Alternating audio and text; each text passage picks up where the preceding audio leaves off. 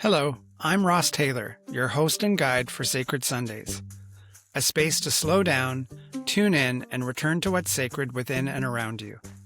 I'm also a life coach for empaths and sensitive souls, walking alongside those who are ready to come home to who they actually are.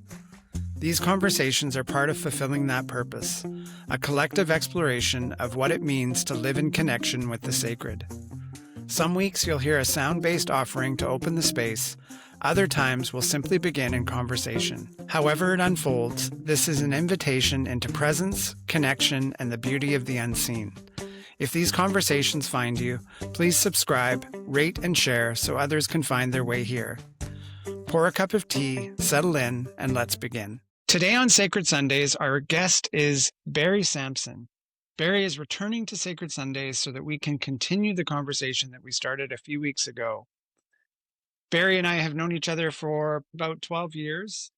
We've gone down similar paths. We both trained as life coaches, and we are definitely both very passionate about this work and helping people to come back to a place of balance and alignment and living their best life. And Barry and I are going to touch on the book that he's been writing and parts of that journey. And Barry definitely has a different way of looking at some of this, and I think it's quite rich and powerful. So Barry, welcome to Sacred Sundays and excited to continue our conversations. It's good to be back, Ross. Looking forward to it. So excited to have this conversation and see where we can dive into today. Yeah, could be fun. So since we last talked, you've been writing a lot more and exploring some different topics that you've added to the books. What is the thing that's most alive for you in terms of those things that have been added to the books? It's fascinating to be part of a writing project that just continues. It's just never really done. And so there's several things that have been added recently, but I think the thing that jumps out for me now, and I think the thing I'd like to explore with you here on this call, and that might be most relevant to your listeners, would be something I call Soma, or what we call Soma in the book.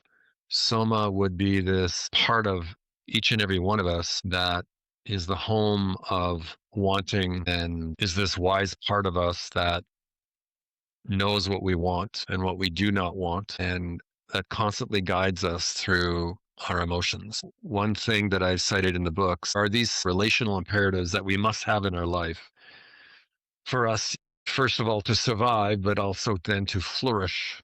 And the apparatus that sits over top of this, I believe, is our emotions, and they help guide us towards the things and experiences that we want and love so that we can not just survive, but thrive.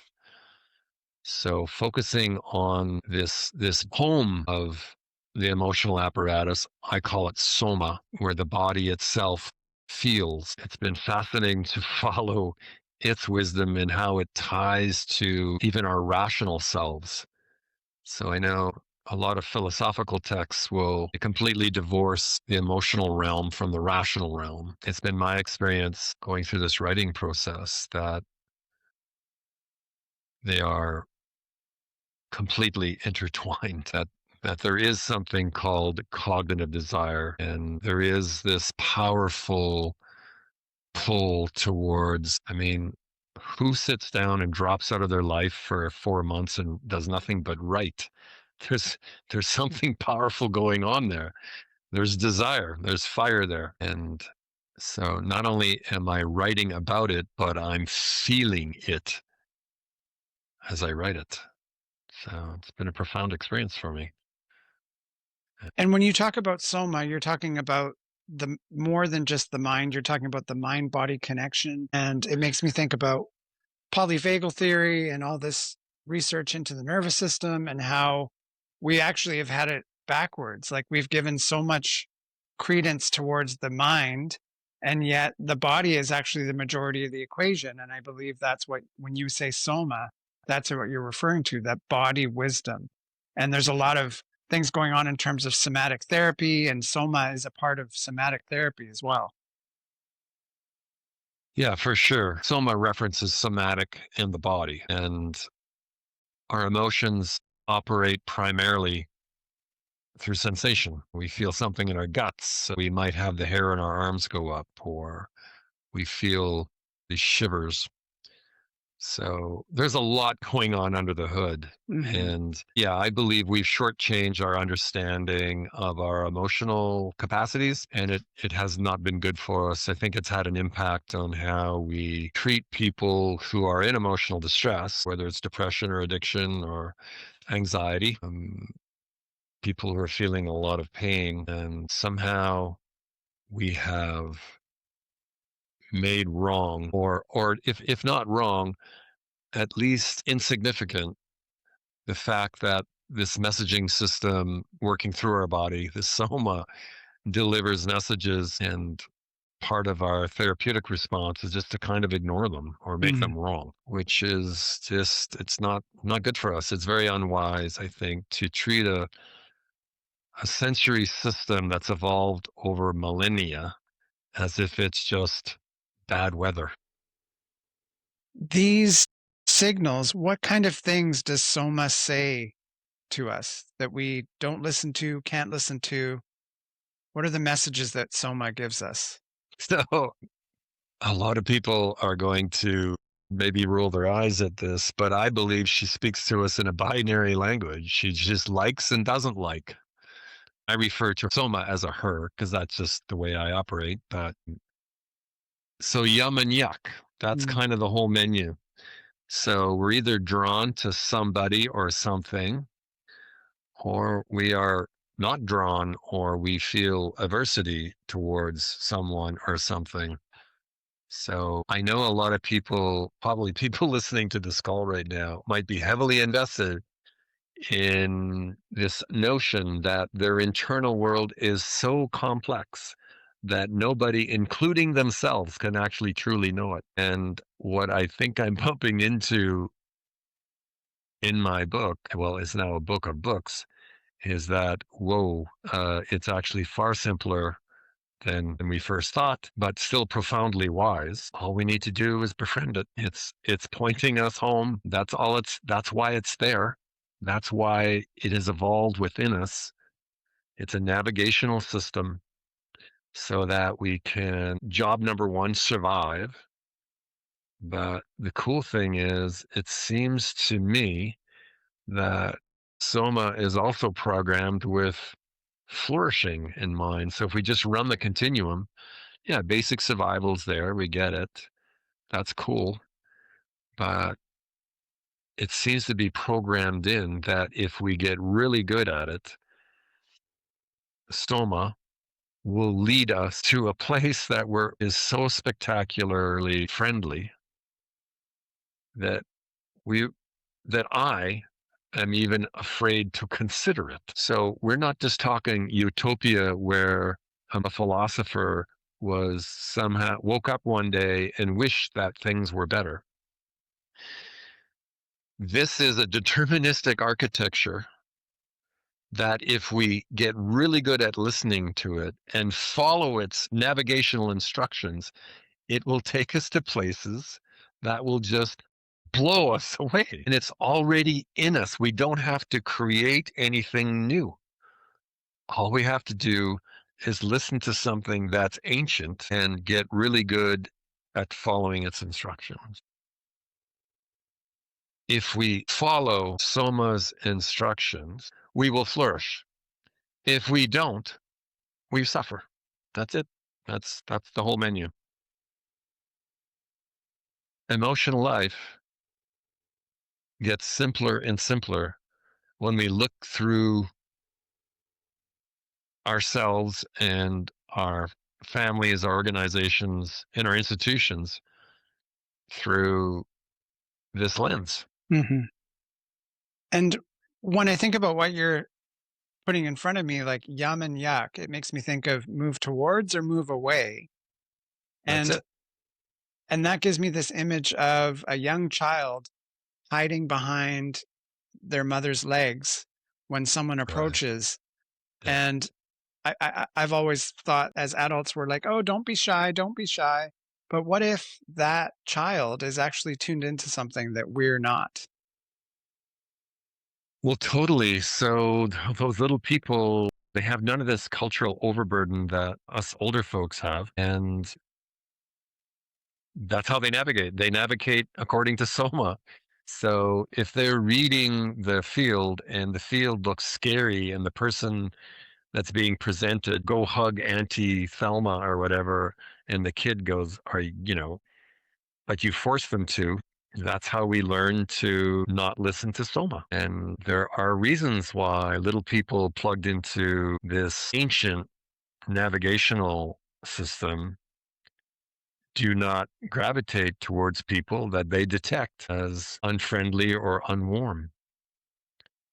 So, that's a perfect example where there's an opportunity there to encourage a little person to trust their inner signals and run with it. And instead, we bring in the shoulds, and, a world full of shoulds is a pretty lonely place. And it makes me think of my childhood, which was noisy, to put it simply. And I didn't have a choice to listen to the part of me that would have said run, because I needed those people around me to take care of me. And I had to stay in those situations, but there was definitely a part of me that knew that it wasn't right. And so when you say if we don't listen to that system, we end up going down a road that isn't going to have us be in alignment. That's one extreme, one example, but there's other examples of going towards jobs that aren't aligned, and on and on and on. Yeah, I mean, there's always an opportunity to optimize our situation. So even when we go to work and we're in a workplace that isn't perfect, we can still optimize. So we still live in a world where we still have to work, and some of us find ourselves in workplaces or in jobs that there's an aspect of tolerance. But what that doesn't do is preclude us from optimizing our connection with other people and our opportunities for flourishing within that regime or system. I suppose in a perfect world, there will be no dangerous work or mindless work or um, work that is at odds with the way we are designed. But the truth is, I personally have had many jobs that some people would consider to be um, unworthy or lowly, heavy manual labor and thankless people that you're working for. But I was still able to find aspects of it that were meaningful and rich for me. What I'm getting in touch with are the opportunities to enrich our lives by letting Soma inform all of our decisions, even if we choose to bend towards either temporarily in a work situation where we're going to have to tough it out because of survival, right? Basic financial Sure. survival. That's a fair deal. There's nothing wrong with that. But to be in that situation and play the victim card where we let ourselves off the hook from optimizing that experience to be the best version of it possible for us. I mean, that's a really important choice point for people to see. So many people I have seen that are in difficult workplaces and they use that as an excuse to just check out, and nobody wins, right? Hmm. Um, one thing I've learned, Ross, in spending with all now 5 months with this material is one of the marks of alignment is where everyone wins. So whether it's an individual who aligns with the way they are designed, or a couple or a partnership or an organization aligns with the way we are designed. The way, if you're in alignment or not, is if you feel that you're winning. You're not tolerating life. You're actually winning in life. There's an abundance, the energetic abundance. And if we just keep meeting these choice points and optimizing them for alignment with the ancient wisdom of Soma, and she's not going anywhere. Like, we can wish her away. The rationalists have been wishing her away for millennia, and yet she's still driving all the liberations that history has given us. In my book, I cite Magna Carta, habeas corpus, the French Revolution, the Declaration of Human Rights, to Martin Luther King standing in the Washington Memorial and telling the world he has a dream and that the arc of history bends only in one direction. Guess who's bending that arc? It's Soma, not the rationalists. And not that I'm against reason. I was a philosopher. I studied philosophy. Reason is this beautiful, beautiful instrument, but it's not driving the bus. Thank goodness. And so the emotional system is trying to guide us. It's trying to get us into alignment. It's trying to keep us on track and move us away from things that aren't good for us and towards things that are good for us. And what is the long term? Like before we started talking, you shared the extreme version, which was you had a nervous breakdown. And that to me is the extreme version of not listening to Soma. What would you like to say about that? Yeah. So I was a businessman who could do what I couldn't do. So I would give myself a project or a target that was beyond my capability, and then I would double it. And that's how I lived. And it was juicy because you're constantly putting out fires and there's meaning and there's fun there. But what happened was I eventually ran into a place where, I was going through a divorce and there was a global slowdown financially and my business was suffering, but I was spending money like a crazy man developing a big construction project. Long story short, I woke up one day and I couldn't do anything. All I could feel was pain. My brain was only capable of scary thoughts and I was essentially shut down. So, the popular term for that is a nervous breakdown.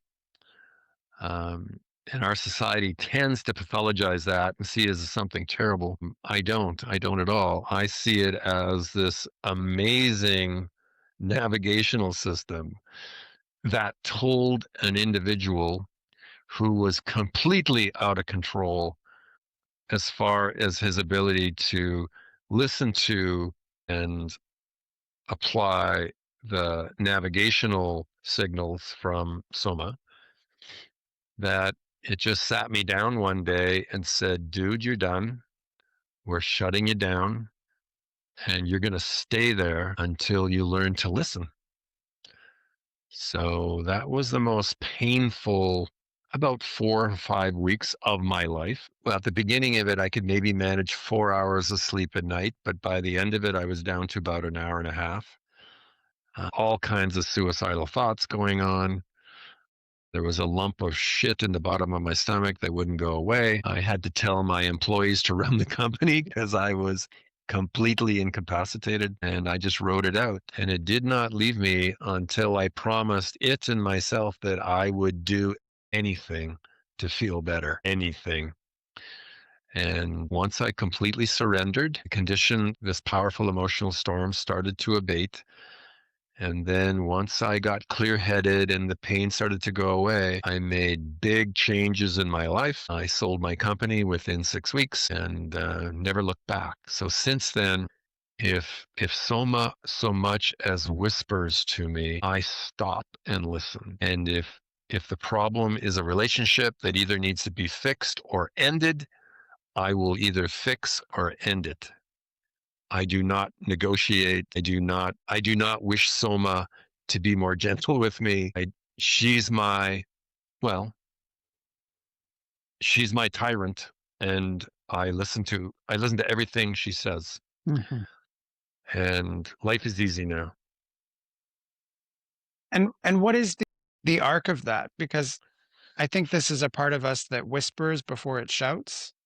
And so the better we get at listening and the better that we get at responding to what we're being shown, the outcomes. But eventually it starts shouting, and that is what you described in this nervous breakdown.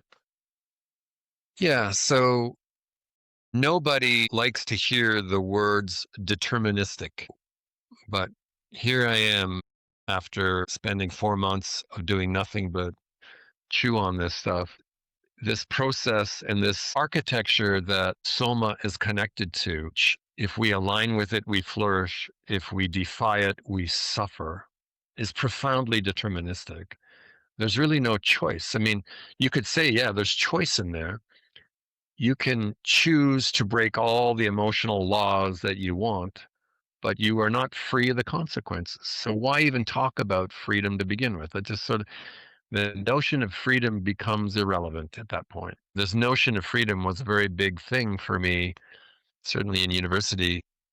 But now, as I'm drilling down through what I call the architecture, um, it just kind of seems like an irrelevant concept. And I know for many listeners, they go, whoa, whoa, whoa, that sounds reckless or even frightening, but not at all, because what I'm speaking to is surrendering to a wisdom that is ancient and is only steering us home. There are no opportunity costs to following her. We only win. So that's the crazy part of where this material has taken me. It's this simple. You follow emotional law as written by Soma and the rest of her siblings, and you flourish. You defy them, the laws and the apparatus, and you suffer. That's it. And maybe it'll be helpful because one of the things that's coming up for me is how this impacts our relationships and our relational journey. So, how does Soma impact our choices when it comes to relational experiences? Well, the same yum and yuck, the same binary is there. So if you're drawn to someone, that's a signal that there's something there for you. You know, you referred to the polyvagal theory or that little person hiding behind mom's leg. If we presented someone who's all walled off and someone like I was when I started my journey, the Iceman, couldn't feel anything, that little person would not leave, the protection of mom and reach out to me. She would go yuck, and she'll stay right where she's at. Whereas now if I see little people, I sit on the floor so that I'm smaller right away, and they read that, and the chance of them reaching out towards me would be much stronger. Hmm. But Soma, I mean, the relationships with other people is part of the relational imperatives that we need. I mean, we also need relationships with meaningful work and music and all these other things that matter to us. But certainly with people, that's the lowest hanging fruit. If you want to align your life relationally, clean up your relationships so that you do not feel the relational distance between you and the other, you and your complement, the person that you want to connect with. And Soma can advise you on that. So she'll say, well, yes, we still want our connection with our brother or our sister or our lover, but here are these things that are getting in the way. There's a sense of messiness or feeling unclean relationally. And then there's the invitation to clean it up. So relationally, it's the only navigational system, I believe, to help us clean up our relationships and bring more and more abundance. Because if we just speak to reason alone, if we only use reason as a relational apparatus, you can rationalize all kind of things. A lot of people who lead rationally cut people out of their lives. Ooh, this is a messy relationship. Let me cut this person and that messiness out of my life. The problem is when you do that, there's not many people left in it. Life gets small and it's totally unnecessary. Soma doesn't ask you to cut people out of your life unless you just don't want them anymore. And you don't have to protect yourself from people if you keep things clean and live a boundaried life. Again, yum and yuck, the binary. Like, Ross, the way you're presenting, like, it's just not working for me, dude. Like, I would really rather you and I find a better way to connect because after you and I chat, I feel like I need to wash my mouth out or something. That's how Soma operates, right? There's a signal there that the connection needs some attention. And you don't need to cut the person out of your life. You just need to clean things up. Most often, we have to be courageous, and most of us are cowards. Mm. Soma doesn't like cowards. She wants people who are relationally competent. You're making me think about feedback, and you do your work in pods, which is another word for groups. And one of the big things that people receive in those groups is feedback. That's pretty much the only thing we use. That is, again, it's straight Soma, yum and yuck. So someone presents in a certain way. We either are drawn to it and we find it attractive and we're drawn to it, or we find it unattractive and we are repulsed by it. And all we do is we bring that into the space so that that person then knows how they're being received. I mean, I know that sounds simple, but it's been my experience that it is that simple. So if you and I were in a pod and someone parachuted in and they were presenting in a way that Ross rolls his eyeballs and Barry just wants to go run for the hills, if neither of us lean in and give that person feedback, they're just going to keep doing their thing. There's Hmm. really no choice point because they're just running blind. But if Ross and Barry say, hey, when we hear you say this or when we see you do that, this is how we feel. And this is the relational distance putting through the relational field or this space between us and you. And it's either growing wider so we're feeling more distant with you, or it's getting smaller and we feel closer and warmer with you. That's a binary language and it's very simple, so there you don't need the DSM to help figure that one out. And the person is getting real feedback, and of course they can just blow it off, but if they're part of a group and they're going to come back next week, we'll give it to them again. Hmm. And on and on and on. So it's always uncomfortable to feel that gut punch of getting what people would consider negative feedback. But the alternative is to not give them honest feedback and let them keep stumbling around in the dark relationally, which is really no gift at all. In fact, it's not a relational act to let people that you care about just break all the rules. It's just not relational to let them do that without giving them some feedback. So that's what we do in our pods. And I'm telling you, it works. No one's confused. Confusion, saboteurs love confusion. There's very little confusion on our calls. And if I, the group facilitator, gets a little confused, I've got enough other nervous systems around me to help spot. Yeah, the chance of a saboteur running the show is virtually nil. We're still human. But compared to a one-on-one call, where a therapist or a coach, where the geometry is oppositional, the saboteur loves that because it's a one-on-one. I mean, that's what it was born to be in.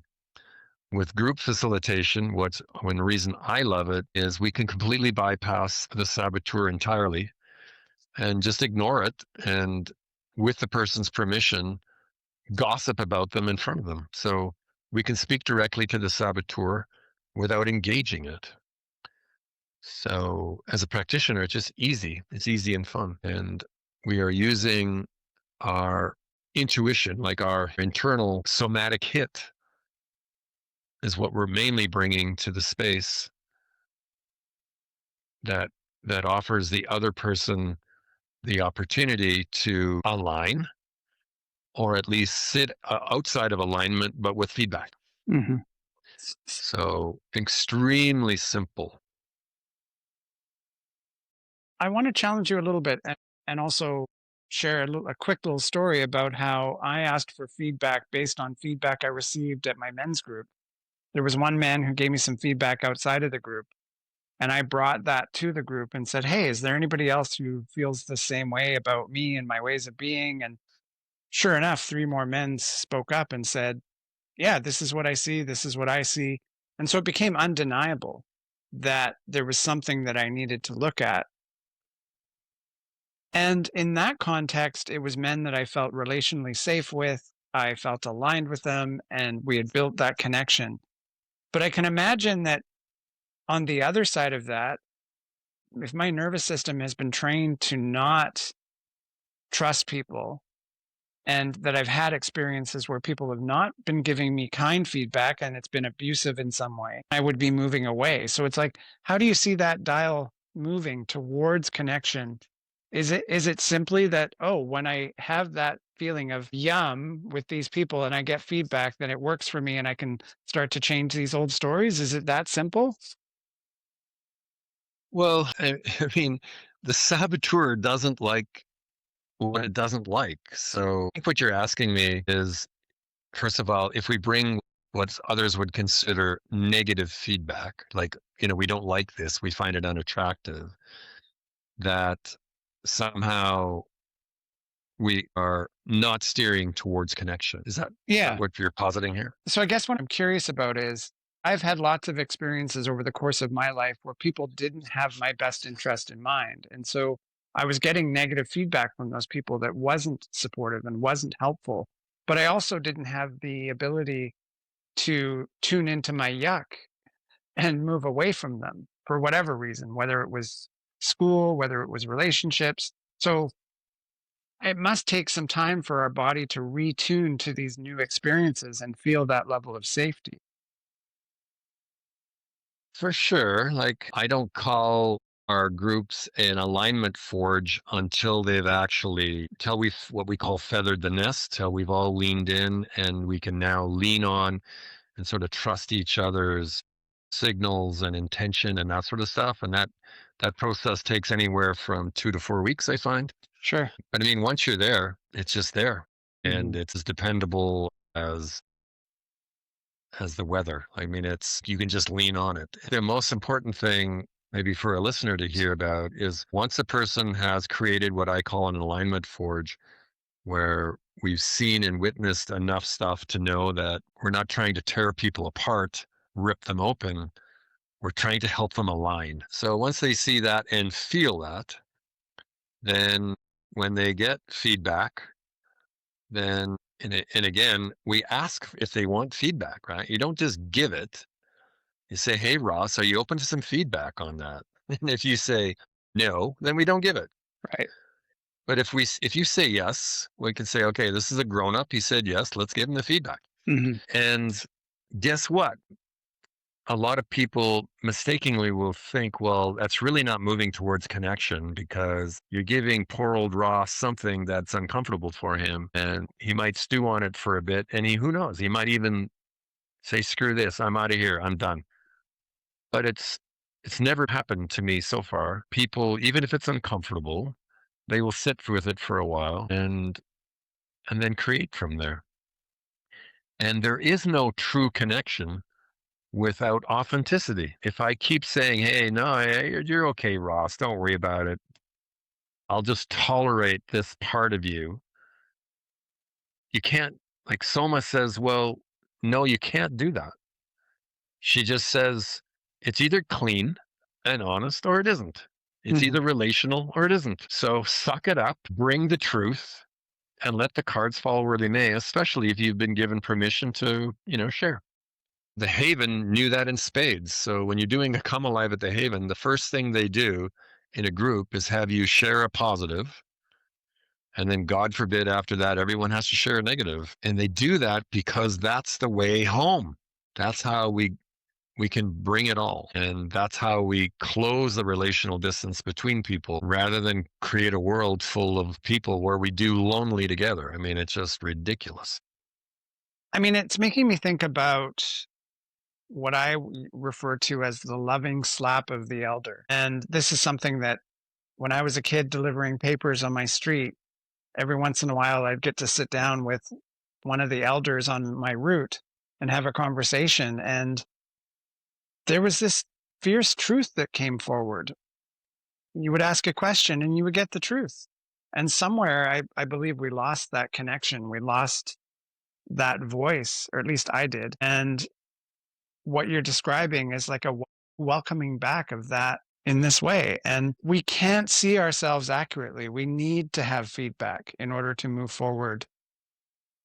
Yeah, because we really can't see ourselves, right? We don't have that reflective distance. Like we are in ourselves. Like you just can't. So that's why alignment is a collaborative exercise. You need other people. I mean, you can go sit on a mountaintop for 10 years and come down the mountain and still be misaligned. Like you will not be able to truly understand how you present to others until others show you how you're presenting. Or if you do, it's just much more difficult. It is so much easier and so much more efficient and so much juicier to do it in a group experience where you can get it from however many people in your group. If you got 8 people, you're going to get 7 other nervous systems are going to say, "Hey Ross, this is how we see you presenting. What goes on for you when you hear us saying that?" And then you have this powerful conversation. The truth is just the truth. This whole woke movement where things should be a certain way, you have to be nice even if it costs you being untruthful. And that's, well, relational dead end. That is relational poison. And I think we're teaching that in school still. It's more important to be nice than it is to be honest. And it's not good for us. It's not good for organizations and it's not good for our society. You often talk about relational projects and how they can help you move away from things that aren't aligned, move towards the things that are. Tell the listeners more about relational projects and how they can help come back to alignment with yourself. Yeah. So a simple relational project would be to identify an important relationship in your life that just isn't up to snuff. So let's say you grade it, so you've got a friend and you guys are connecting at about a 3 or a 4 on a 10 scale, and you go, well, I'm still really drawn to spending time with this person, but it needs more. It needs more. So you make a commitment through the pod and you commit to the group to say, hey, look, I'm going to invest in this relationship and this is what I'm going to do, not what I'm going to try to do, because try never does anything. Try never gets the mail delivered. Try never gets the snow shoveled. The only thing that gets things done is commitment. I'm going to do this by such and such a date. So a relational project is you identify what you're going to do with this particular relationship, and you're going to do some sort of relational act, and then you're going to keep doing it over time. You're forced into alignment with relational competency. So it's like a forcing function. You can't invest in this relational project and relational techniques. Don't work. You are forced to bring what works. And Soma will help you out with that. She'll say, do what makes you least comfortable. So that's the part of this a lot of people don't like. But if your relationship is suffering because you're keeping it safe and not telling the truth and not being boundaried and all that stuff, then the antidote is to bring the truth and be honest and be courageous. And by doing so, you're actually being relational. And if you keep doing it over and over and over, that relationship will improve. Or if it's the one in a million that doesn't, and they say, to hell with you, and they might be very, very reactive and very, very armored up. And if they tell you just to screw off or whatever, well, at least you know that the person you wanted to connect with is difficult to connect with. And you still get what I call the second win, which is even if you didn't get the first win, which is the improved relationship, the second win is the knowing that you can do hard things, that you are resilient and you're not just a victim in the relational world. You are an agent and you can steer towards the relationships you want and make them more powerful, make them more nutritious for both people. To me, the relational projects are the single best place for people to invest. So anyone that's in any sort of distress at all, their relationships, there's a messy relationship somewhere, a significant relationship that's in trouble. And if we bring what works, we will feel less of that distress because that's the way we were designed. Experience profound distress and fulfilled when our relational field is really good. And then after that, the icing on the cake is to add things like music that we love and sports or artistic opportunities we love or work that we love. And then there's just no stopping us. The first place to really invest, if you really want to move the dial, move the needle, is clean up your relationship. Barry, this feels like a great place to pause our conversation. I love that we dove deep into this idea of Soma and listening to this wisdom within us. And just want to say thank you for this conversation. Well, it was my pleasure, Ross. I love these chats that we're having. And I have the experience when I'm with you that you were genuinely curious about, the things I'm bumping into in this writing program. So thanks very much. You're very welcome. Bye for now. Bye, Ross. Thank you for joining us on Sacred Sundays. I hope something in today's offering spoke to your spirit, stirred something true, or simply gave you a moment to breathe.